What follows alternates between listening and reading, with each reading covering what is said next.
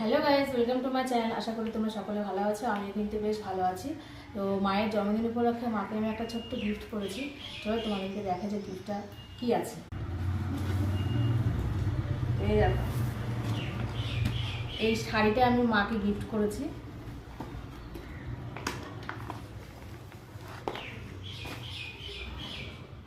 শাড়িটা এরকম হবে, তোমাদের ক্যাটালগটা দেখিয়ে দিই। আর এই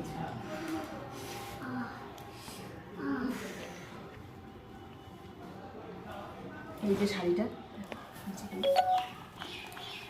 আর এই যে আঁচল, এটা আঁচলের দিকটা হবে। এটা অ্যাকচুয়ালি ময়ূরকণ্ঠী কালার বলে। আমার খুব ইচ্ছা ছিল মাকে একটা ময়ূরকণ্ঠী কালারের এরকম শাড়ি গিফট করব, তো ভাবলাম মার বার্থডেতে গিফট করে দিই।